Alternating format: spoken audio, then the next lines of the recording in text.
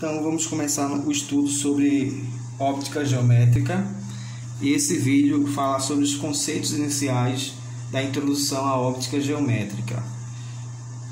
Bem, qual é o campo de estudo da óptica? A principal coisa que a gente vai ter que tomar como base é a luz. E o que é a luz? A luz é uma radiação eletromagnética, ok? E essa radiação eletromagnética, ela pode apresentar algumas propriedades que vai ser importante para a gente. Quais são as propriedades que queremos estudar? Velocidade, a intensidade e a frequência da luz, ok? A óptica é dividida em dois campos, a óptica geométrica e a óptica física. Qual a diferença entre a óptica geométrica e física? Bem, é que a geométrica não vai se preocupar com a natureza da luz. Quem vai se preocupar com a natureza da luz é a óptica física. A óptica geométrica, ela apresenta basicamente duas leis, a lei de reflexão e a lei de refração. A gente tem que ter esse conhecimento. Não precisamos nos preocupar nesse momento com a natureza íntima da luz. Temos que nos basear na sua propagação retilínea e nessas duas leis. Bem, aonde é que é aplicado esse conhecimento? Também iremos ver isso mais adiante. Suas aplicações em lentes, espelhos, lunetas, telescópios, projetores, prisma, entre vários outros. Para um corpo ser visível, é preciso que a luz esteja sobre ele. Observe esse objeto. Eu vou diminuir um pouco a luz aqui. A nossa visão sobre o objeto diminuiu também. Se a gente colocar uma luz mais forte, iremos ver o objeto com mais clareza. Então, à medida que a luz ela nos possibilita exatamente isso.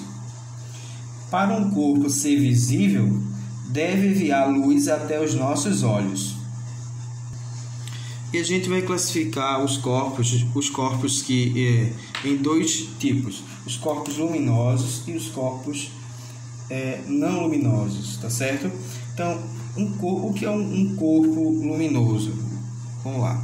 Um corpo luminoso. Vamos entender exatamente isso com calma. O que é um corpo luminoso? É um corpo que produz luz. Eu pergunto, o Sol produz luz?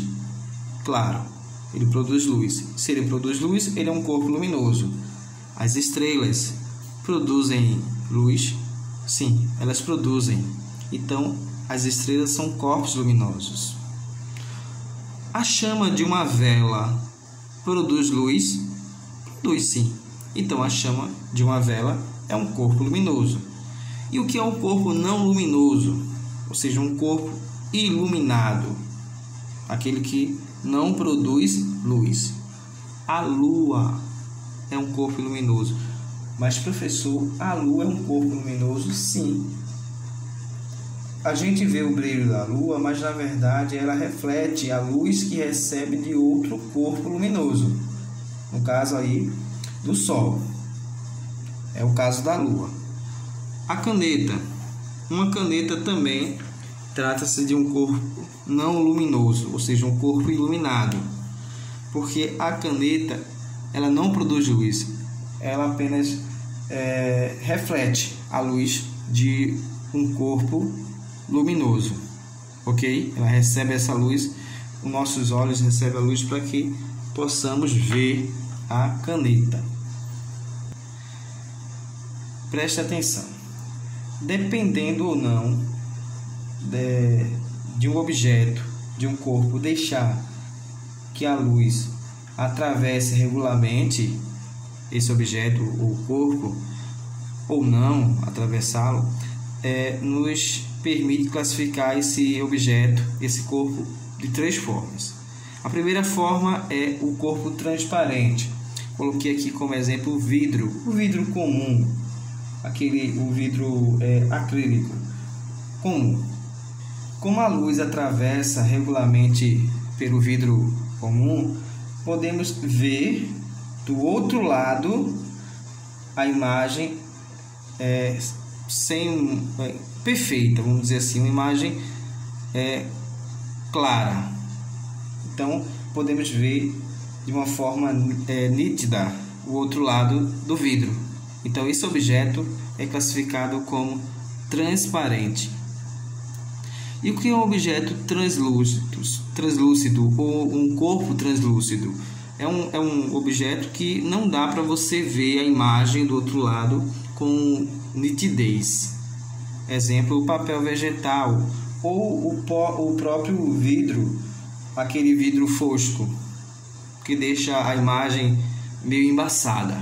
Então, esse objeto, como você não vê do outro lado com a nitidez, então esse é um objeto, um corpo translúcido. E por fim, aquele objeto, o corpo, que não permite você enxergar, ver do outro lado, certo? Qual o motivo? Exatamente a luz. Percebemos que a madeira não deixa a luz passar. Então você não consegue ver através de uma porta de madeira ou através do metal. Então esses objetos que não deixam a luz passar e você não consegue ver através do objeto são chamados objetos opacos, certo? Então eu gostaria que você deixasse aí no comentário um exemplo de um objeto transparente, outro de objeto translúcido e por fim um exemplo de um objeto opaco. Ok? Então é isso, gente. Até a próxima, se Deus quiser.